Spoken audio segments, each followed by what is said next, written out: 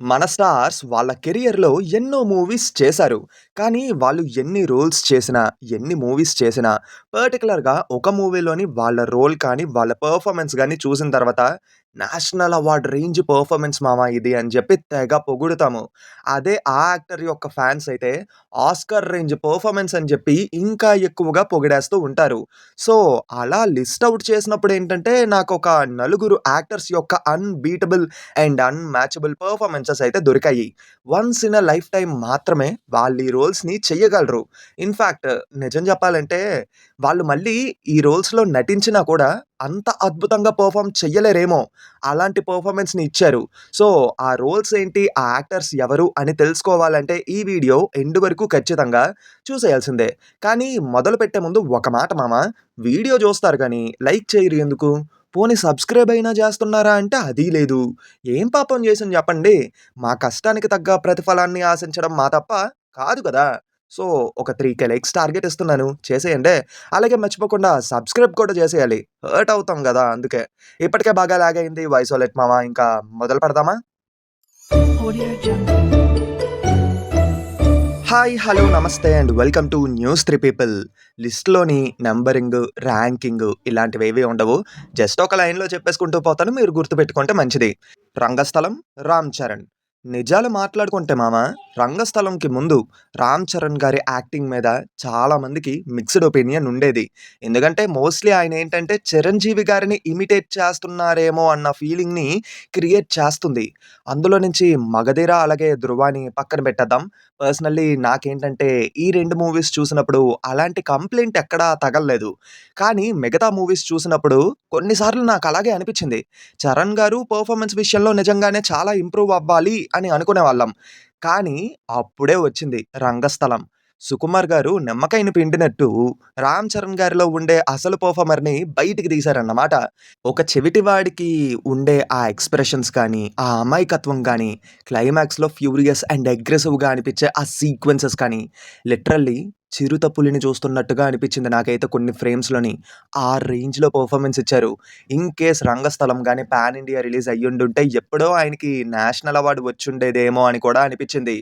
తర్వాత 'ఆర్ఆర్ఆర్' మూవీలో కూడా పీక్ లెవెల్‌లో పెర్ఫార్మన్స్ ఇచ్చారు. కానీ రెండిటిని పక్కన పెట్టి చూసుకుంటే నాకు మాత్రం 'రంగస్థలమే' బాగా ఇష్టం.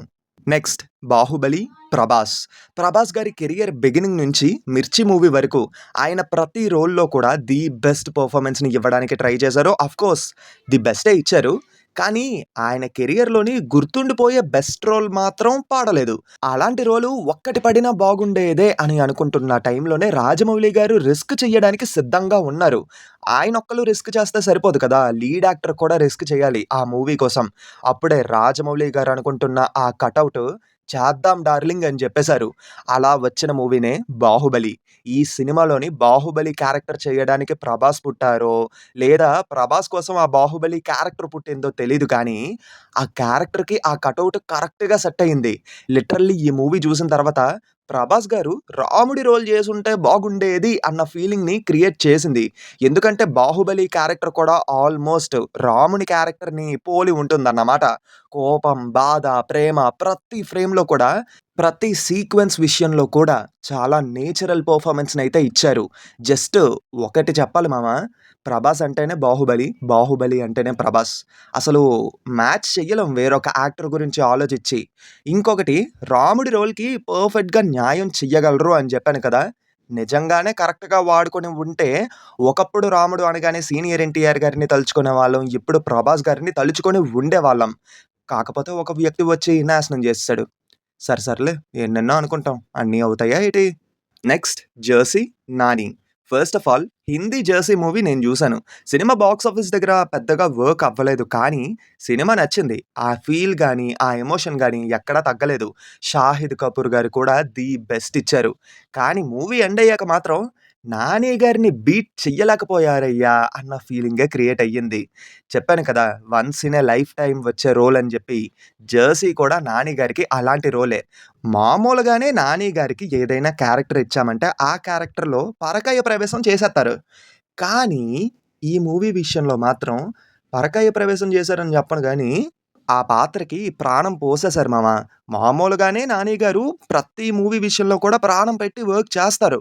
కానీ ఈ మూవీ విషయంలో మాత్రం ఎందుకో కసితో వర్క్ చేశారు అని అనిపిచ్చింది. ఎలా అంటే 'క్లాస్' మూవీకి రిలీజ్ చేస్తే ఎవడొస్తాడురా థియేటర్స్‌కి అని చెప్పి మాట్లాడుకున్నారు. సింపుల్‌గా రిలీజ్‌కి వచ్చిన రెస్పాన్సు అందరి నోర్లు ముయ్యించేసింది. మరి జనాలు ఇయర్స్ పాస్ అయినా సరే దగ్గరుండి ఆదరించారు. రీజన్ ఏంటంటే స్క్రిప్ట్ అలాంటిది, క్యారెక్టర్ అలాంటిది, ఆ క్యారెక్టర్‌లో నటించిన 'నాని' గారి పెర్ఫార్మన్స్ అలాంటిది. సారీ జీవించేశారు, ప్రాణం పోసేశారు. ఇప్పటికి చెప్పగలను మామ 'నాని' గారు ఫ్యూచర్‌లోని తోపు రేంజ్ పెర్ఫార్మన్స్ ఉన్న రోల్స్ చెయ్యొచ్చు. కానీ అవేవి 'జెర్సీ' దరిదాపుల్లోకి కూడా రారు. అలాంటి ఇంపాక్ట్‌ని క్రియేట్ చేశారాయన. Finally 'RRR' junior NTR.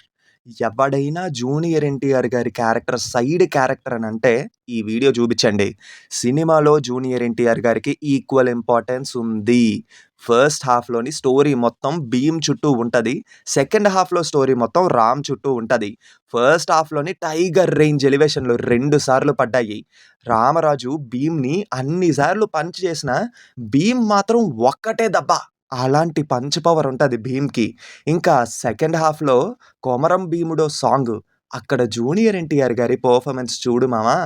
ఇండస్ట్రీలోని కళ్ళతో నటించగల ఓన్లీ యాక్టర్ జూనియర్ ఎన్టీఆర్ గారు అని గర్వంగా చెప్పగలం. ఆ కళ్ళల్లోనే ఏదో తెలియని స్పార్క్ ఉంటుంది. In fact 'RRR' writer and Rajamouli గారి తండ్రి విజయేంద్ర ప్రసాద్ గారే ఒక క్లారిఫికేషన్ ఇచ్చారు. రామ్‌కి భీమ్ గురువు, అలాగే భీమ్‌కి రామ్ గురువు అని. రామ్ కోసం అని చెప్పి భీమ్ కాషాయ వస్త్రాలనిస్తాడు. బాణం, విల్లు ఇవి కూడా అందిస్తాడు. రామరాజుని రాముడిగా మారుస్తాడు. ఇంకా సినిమా అయిపోయిన తర్వాత రామ్ భీమ్‌కి ఏం కావాలి అని అడిగితే చదువివ్వన్నా అని చెప్పి అడుగుతారు. అప్పుడే 'జల్ జంగల్ జమీన్' అనే నినాదాన్నిచ్చి వాళ్ళ హక్కుల కోసం పోరాడమని ప్రోత్సాహాన్నిస్తారు. రామ్ భీమ్ కోసం మల్లీని విడిపిస్తే భీమ్ మాత్రం రామ్ కల నెరవేర్చడానికని చెప్పి ఆయుధాల్ని తీసుకొని వస్తాడు. ఇలా ఇద్దరికీ ఈక్వల్ అండ్ పర్ఫెక్ట్ ఇంపార్టెన్సే ఉంది. కానీ కొంతమంది టాక్సిక్ బ్యాచే సైడ్ క్యారెక్టర్ అని చెప్పి వాగుతూ ఉంటారు. అది పక్కన పెడితే ఎన్టీఆర్ గారు ఎన్నో రోల్స్ చేశారు. ప్రతి రోల్‌లో కూడా అద్భుతమైన పెర్ఫార్మన్స్‌నే ఇచ్చారు. కానీ ఏదో తెలియని లోటు. జనంలో గుర్తుండిపోయే పాత్ర ఏది పడలేదే అని అసంతృప్తి. మరి రాజమౌళి గారు ఆ మొర విన్నారో ఏమో కానీ 'భీమ్' అనే ఒక గొప్ప పాత్రని ఎన్టీఆర్ గారికి ఇచ్చి ఎప్పటికీ మర్చిపోలేని క్యారెక్టర్‌ని మనకి అందిచ్చారు. ఐ స్టిల్ రిమెంబర్ రామరాజు కోసం అని చెప్పి భీమ్‌కి నిజం తెలిసిన తర్వాత అక్కడ భీమ్ ఎక్స్‌ప్రెషన్ ఉంటుంది మామ. What a man! నటనలోని నిన్ను కొట్టేవాడే లేడయ్యా అని అనిపిచ్చింది. ఇలాంటివి సినిమాలోని చాలానే ఉన్నాయి. రీవిజిట్ చేసినప్పుడు కాస్త ఆ భీమ్ క్యారెక్టర్ మీద కాన్సంట్రేట్ చేసి చూస్తే మీకే అర్థమవుద్ది. ఆ పాత్రలో జూనియర్ ఎన్టీఆర్ గారు పరకాయ ప్రవేశం చేసి ఆ పాత్రకే ప్రాణం పోసేశారు అని. So, finally this is my list. Me list ఏంటో కింద కామెంట్స్‌లో చెప్పండి. ఎందుకంటే అందరి ఒపీనియన్ ఒకేలా ఉండదు కాబట్టి. సో, అందుకే మీ ఒపీనియన్ కోసం కూడా కింద కామెంట్స్‌లో చెప్పండి. That's it. వీడియో నచ్చితే ఖచ్చితంగా లైక్ చేసి మా ఛానల్‌ని సబ్స్క్రైబ్ చేసుకోండి. మళ్ళీ కొత్త వీడియోతో మీ ముందుకు వస్తాను. Until then take care and bye by.